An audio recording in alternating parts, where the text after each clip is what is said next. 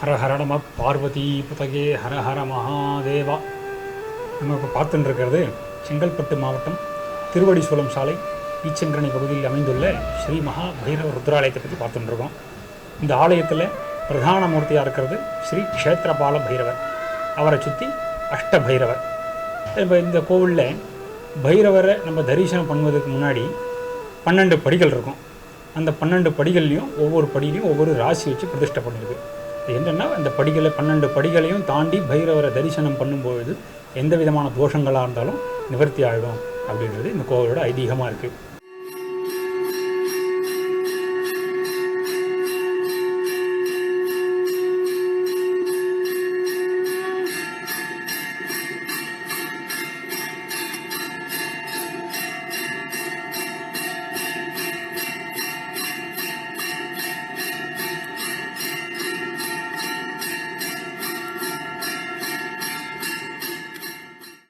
அடுத்தபடியாக பார்த்தீங்கன்னா இந்த கோவிலில் பைரவர், அஷ்ட பைரவர், சப்தமாதா அதாவது சப்தகன்னின்னு சொல்லும் இல்லையா, அந்த சப்தகன்னி. அடுத்தபடியாக பிள்ளையார், வைஷ்ணவி, வனமாளீஸ்வரர் கிருஷ்ணருடைய இன்னொரு அவதாரம் தான் வனமாளீஸ்வரர். அடுத்தபடியாக வனதுர்கை.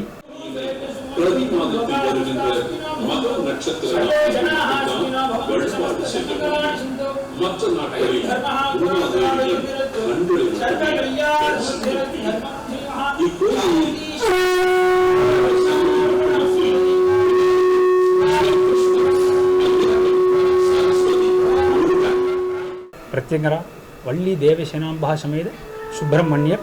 அடுத்தபடியாக சரஸ்வதி. அடுத்தபடியாக ஆனந்த சொர்ணாகிருஷ்ண பைரவர், அதாவது சொர்ணாகிருஷ்ண பைரவருடைய ஸ்வரூபம் ஆனந்த சொர்ணாகிருஷ்ண பைரவர்.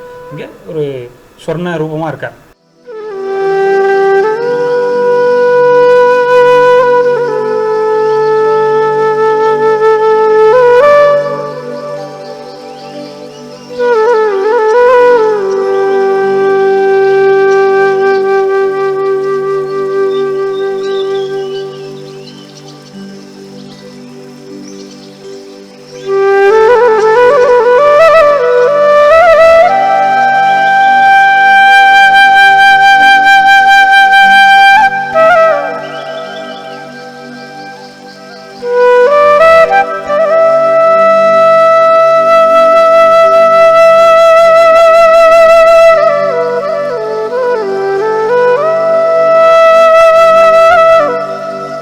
சொர்ணாகிருஷ்ண பைரவர்.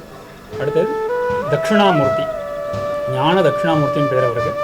பொதுவாக நீங்கள் எல்லா கோவிலையும் பார்த்துருப்பீங்க, தட்சிணாமூர்த்தி அமர்ந்துருப்பார், அவருக்கு 4 ரிஷிகள் பார்ப்பீங்க. இந்த கோவிலில் தட்சிணாமூர்த்தியோட இந்த தோற்றமே வித்தியாசமாக இருக்கும். ஒரு கம்பீரமான தோற்றத்தில் உட்காந்துருப்பார். அவருக்கு 10 ரிஷிகள் பார்க்கலாம். பொதுவாக நம்ம எல்லா கோவிலையும் 4 ரிஷிகள் பார்க்கணும் இல்லையா, இங்கே 10 ரிஷிகள். அடுத்தபடியாக சாமுண்டீஸ்வரி, தசராவதி ஸ்ரீ சாமுண்டீஸ்வரி அம்பிகை, அந்த அம்பாள் தான் இந்த அம்பாள் ஸ்ரீ சாமுண்டீஸ்வரி. அடுத்தபடியாக குகை கோவில் இருக்குது. இந்த குகை கோவிலில் பார்த்திங்கன்னா அந்த கீழே இறங்கி போகணும், அதாவது நம்ம தரைப்பகுதிக்கு கீழே இறங்கி போகணும். பாதாளத்துக்கு மாதிரி ஒரு குகைக்குள்ளே இறங்கி போகிற ஒரு தன்மை தான் அங்கே குகை கோவிலில். அந்த குகை கோவிலுக்குள்ளே பைரவர், இல்லை நாகலிங்கம், விநாயகர், முருகர், ராமர், ஐயப்பன், சனீஸ்வர பகவான், பிரம்மா, இதுமாரி எல்லா விதமான சுவாமிகளையும் அங்கே உள்ளே போய் தரிசனம் பண்ணலாம். அடுத்தபடியாக பார்த்தீங்கன்னா இந்த கோவிலில் இன்னும் விசேஷமாக இருக்கிறது பூமாதேவி. இந்த பொதுவாக நம்ம பூமாதேவிக்குன்னு தனி ஒரு நம்ம விக்கிரகத்தை எங்கேயுமே பார்க்க முடியாது. பூமாதேவி நம்ம கேள்விப்பட்டிருப்போம், நம்ம பூமியில் வசிச்சுருக்கோம், பூமியில் இருக்கோம். அந்த பூமாதேவிக்குன்னு ஒரு தனி ஒரு விக்கிரகம் நம்ம இது வரைக்கும் எங்கேயும் உருவத்தை நம்ம பார்த்தது முடியாது. இந்த ஆலயத்தில் பூமாதேவிக்கு தனி சன்னதி இருக்கிறது. அந்த பூமாதேவி தரிசனம் இங்கே வந்தால் பண்ணிக்கலாம். அந்த அம்பாளுக்கு எல்லா நாள்லையும் முன்னாடி முன்முகப்பில் இருக்கிற கதவை திறக்கிறது கிடையாது. மாதத்தில் வர மகம் நட்சத்திரம், அடுத்தபடியாக பௌர்ணமி, இந்த மாதிரி இந்த 2 நாட்களில் மட்டும்தான் அந்த அம்பாளுடைய முன் வாசற்படி நம்ம திறக்கிறது.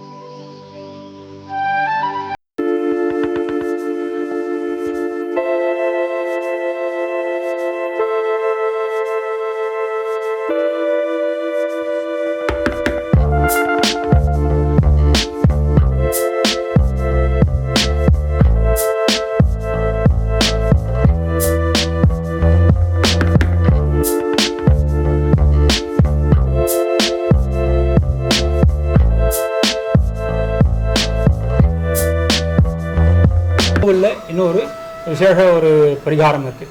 என்னென்னா, இந்த கோவிலில் பொதுவாக நம்ம எல்லா கோவிலுக்கும் போனோம், விளக்கேற்றணும், அர்ச்சனை பண்ணணும் அப்படின்னு நம்ம நிறைய நினச்சிட்டு இருக்கோம் இல்லையா. இந்த கோவிலுக்கு அதெல்லாம் எதுவுமே தேவை கிடையாது. நம்ம விளக்கேற்ற வேண்டாம், அர்ச்சனை பண்ண வேண்டாம், எதுவுமே தேவையில்லை. இந்த கோவிலுக்கு அரிசி எடுத்துன்னு வர்றது தான் பரிகாரம், விசேஷ பரிகாரமாக இங்கே அனுஷ்டிச்சுருக்கோம். அது என்னென்னா, உங்கள் வீட்டிலேருந்து அரிசி எடுத்துன்னு வரணும். நம்ம கடையில் வாங்கினாலும் உங்கள் வீட்டில் வச்சு தான் எடுத்துன்னு வரணும். அது அந்த அரிசியை நம்ம வீட்டிலேருந்து நேராக கோவிலுக்கு வந்துடணும். வந்து அந்த 12 படி பார்த்து சொன்னோம் இல்லையா, அந்த 12 படியில் ஒவ்வொரு படியிலும் ஒரு ராசி இருக்கும். அந்த ராசி படியில் உங்கள் ராசி எதுவோ அதில் இருந்துண்டு உங்களுடைய பிரார்த்தனை என்னவோ அந்த பிரார்த்தனையை சுவாமிகிட்ட பிரார்த்திச்சுண்டு அடுத்தபடியாக பைரவரை தரிசனம் பண்ணிட்டு அந்த அரிசியை கீழே எங்கேயும் வைக்காமல் கையில் வச்சுட்டு கோவிலை பிரதட்சணம் பண்ணிட்டு அந்த அரிசியை கோவிலுக்கு தானமாக காணிக்கையாக கொடுத்துடணும். கோவிலுக்கு கொடுத்த உடனே கோவிலேருந்து கொஞ்சம் அரிசி தருவாங்க. அதை எடுத்து அது பிரசாத அரிசி இருப்பார். அதை எடுத்துகிட்டு நேராக உங்கள் வீட்டுக்கு போயிடணும். பொதுவாக நம்ம சுவாமி தரிசனம் பண்ண வரோம்னு வச்சுங்களேன், இந்த கோவில் பார்க்கலாம், மற்றபடி இன்னொரு கோவில் பார்க்கலாம், அப்படி எல்லா கோவிலையும் தரிசனம் பண்ணலாம். இந்த அரிசி பிரார்த்தனை பண்ணும்பொழுது உங்கள் வீட்டிலேருந்து நேராக கோவிலுக்கு வரணும், கோவிலேருந்து நேராக உங்கள் வீட்டுக்கு போகணும். இந்த மாதிரி பிரார்த்தனை பண்ணும்பொழுது உங்களுடைய பிரார்த்தனைகள் எதுவாக இருந்தாலும் 27 நாளைக்குள்ளே அதுக்கான வழிகள் கிடைச்சிரும். உங்களுக்கு நிறைய பிரார்த்தனைகள் இருக்கலாம். வீடு வாங்கணும், கல்யாணம் பண்ணணும், குழந்தைகள் கல்யாணம் எடுத்து குழந்தைகள் இல்லை ரொம்ப காலமாக, அதெல்லாம் பிரார்த்தனைகள் நிறைய இருக்கும். அது எந்த பிரார்த்தனையாக இருந்தாலும் அந்த அரிசி பிரார்த்தனை பண்ணும்போது 27 நாளைக்குள்ளே அந்த பிரார்த்தனைக்கான வழிகள் கண்டிப்பாக கிடைச்சிரும் அப்படின்றது இந்த கோவிலோட ஐதீகமான ஒரு விசேஷமான பரிகாரமாக இருக்குது. எல்லோரும் அவசியம் இந்த அரிசி பிரார்த்தனை அதாவது எப்பவுமே வரும்பொழுதுலாம் பண்ணணுன்றது கிடையாது. உங்கள் எப்போல்லாம் உங்களுக்கு விருப்பம் இருக்கோ அப்போ பண்ணால் போதும். இந்த அரிசி பிரார்த்தனை பண்ணுறது அவ்வளோ ஒரு விசேஷம். வந்து கண்டிப்பாக அந்த அரிசி பிரார்த்தனை பண்ணும்போது